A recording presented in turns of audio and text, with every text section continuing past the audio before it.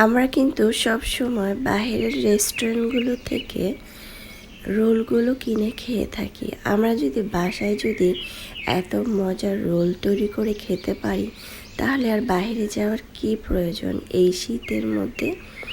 সুপ্রিয় দর্শক, আসসালামু আলাইকুম। আজকের রেসিপিতে স্বাগতম জানাচ্ছি। আজকে ভীষণ মজার একটি রোল রেসিপি করে দেখাবো।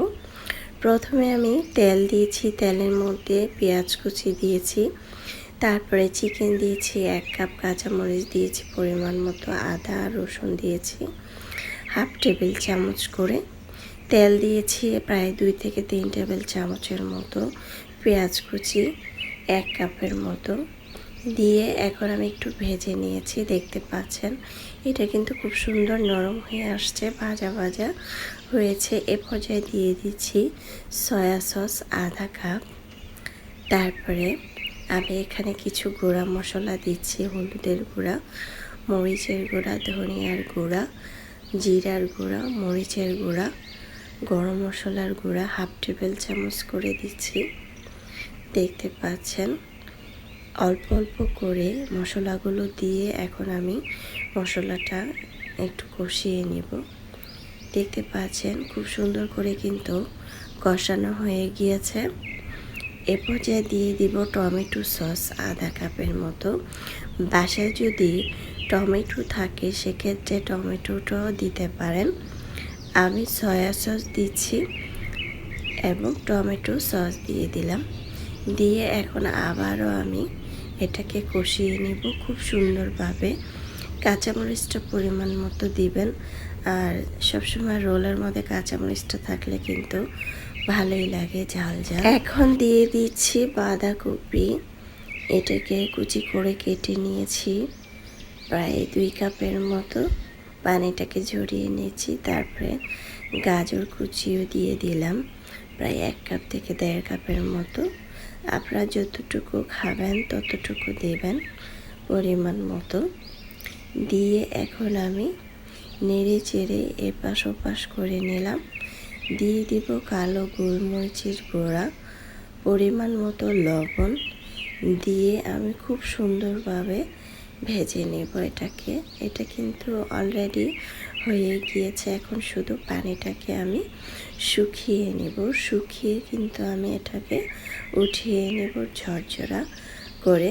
দেখতে পাচ্ছেন কোনো পরিমাণ পানি কিন্তু দেওয়া হয়নি। কালো গোলমরিচের গুঁড়াটা আমি এখানে হাফ টেবিল চামচ দিয়েছি। এখন এটাকে উঠিয়ে নেব।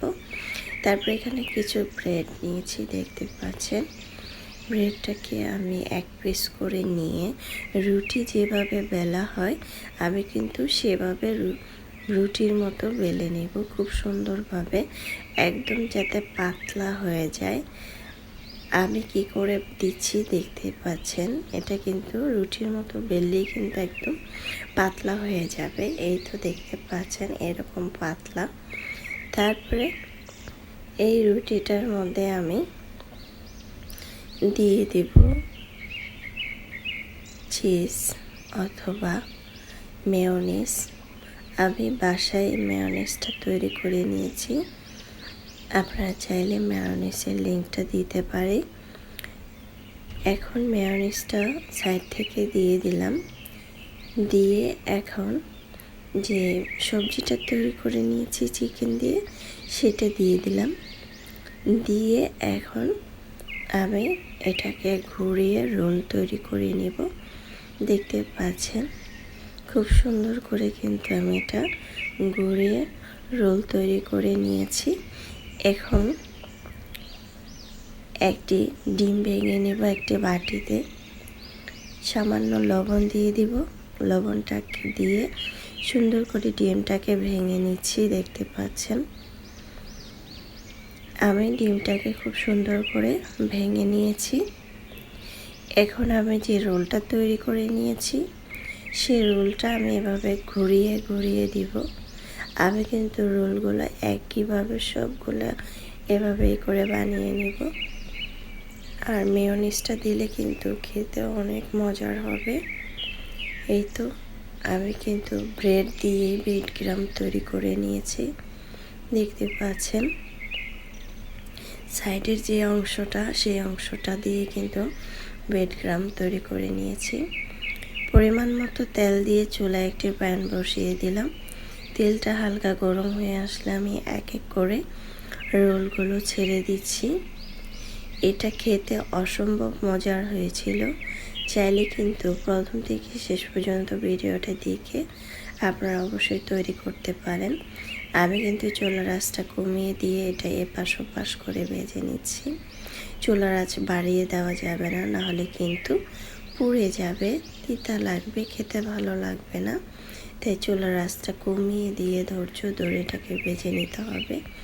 আমি কিন্তু সবগুলো এভাবেই ভেজে নিচ্ছি। এই তো একটা বাটিতে পরিবেশন করে নিচ্ছি। মাশাআল্লাহ, দেখতে যেমন সুন্দর হয়েছে, খেতে কিন্তু তার থেকে বেশি মজাদার হয়েছিল। চাইলে কিন্তু এভাবে ট্রাই করতে পারেন, আর এটা খেতে অসম্ভব মজার। বাচ্চা থেকে বড় সবাই চেটেপুটে খেয়ে নেবে। বাচ্চাদের টিফিনেও কিন্তু এই রোলটা দিতে পারেন, ওরা খেয়ে কিন্তু অনেক মজা পাবে। ছুরির সাহায্যে কেটে নিয়েছি, দেখতে পাচ্ছেন। আশা করছি আমার আজকের রেসিপিটি আপনাদের ভালো লেগেছে। ভালো লাগলে অবশ্যই চ্যানেলটা সাবস্ক্রাইব করে লাইক দিয়ে পাশে থাকবেন। দর্শক, বেশি বেশি ভালো থাকবেন, খাবার কখনো অপচয় করবেন না। আমরা কিন্তু এখন চাইলে এভাবে তৈরি করে খেতে পারি। বাজারে প্রচুর পরিমাণ সবজি পাওয়া যাচ্ছে, সবজি দিয়ে রোল তৈরি করতে পারি। আল্লাহ হাফেজ।